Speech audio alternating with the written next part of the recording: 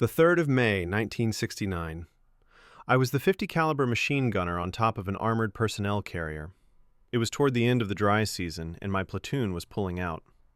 Our mission was simple: drive down the road, show the flag, make sure we still had the right of way. The 2 tracks ahead of mine were already kicking the dirt road into small clouds of dust. Our platoon mascot, a dog named Lady, trotted alongside us, tail wagging. She no longer rode with us. A mine had blown up the track she'd been riding on earlier.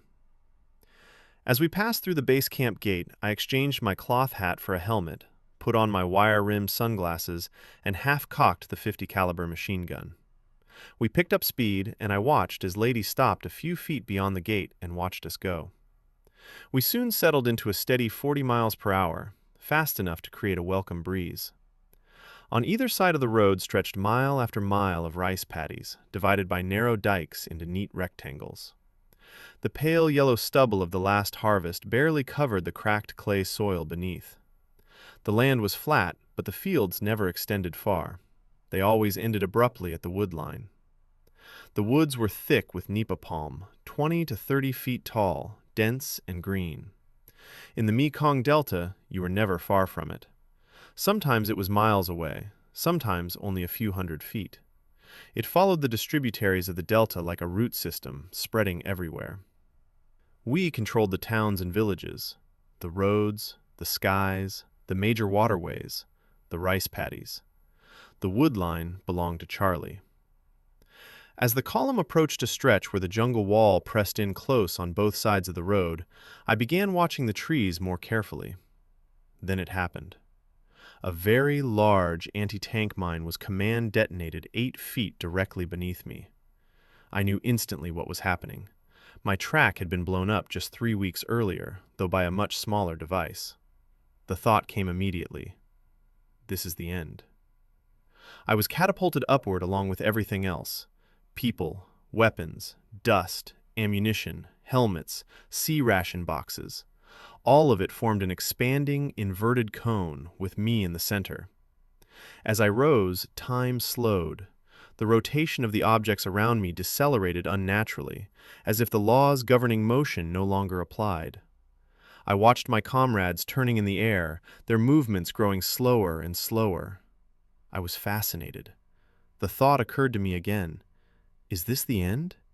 Are we all dead? At the apex of my trajectory, time stopped completely, and an inexplicable calm descended.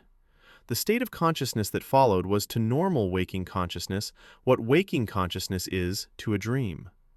Whatever it was peaceful. It was omnipresent, both in time and in space. It was omniscient. It absorbed everything into an indivisible whole. The entire universe, past, present, and future, collapsed into a single center upon which everything depends for its existence. It did not change. It was the light of pure consciousness that illuminates all things. The meaning behind the words, "The light of the body is the eye.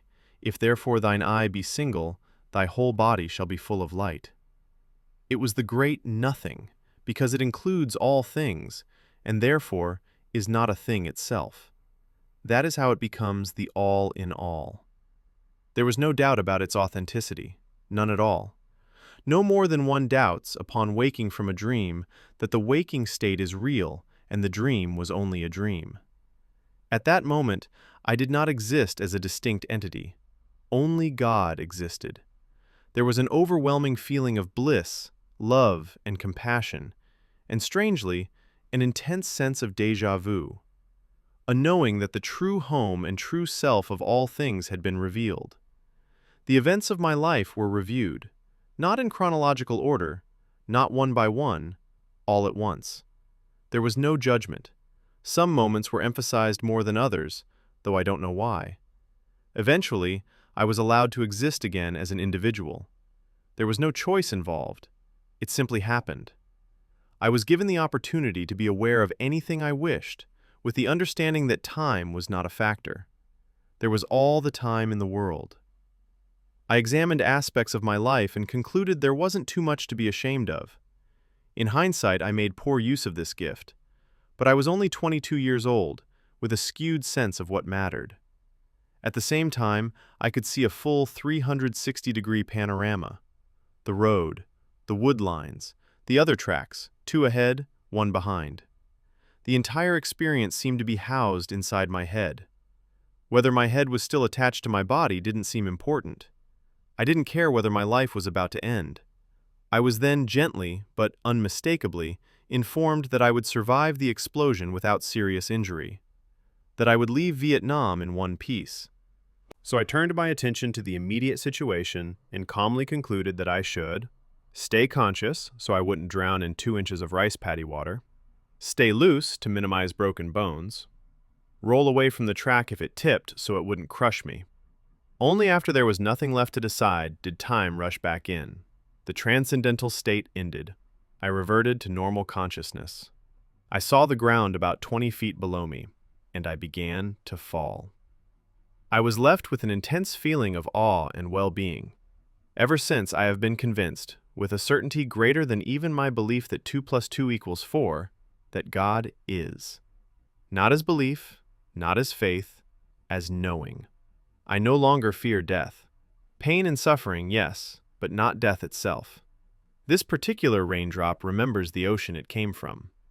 I have never experienced anything before or since that came close to the reality of that state of consciousness. But the memory of it has comforted me through the hard times. I did not gain any paranormal abilities, only an unshakable conviction that something spiritual is real, and that it is closer than we think.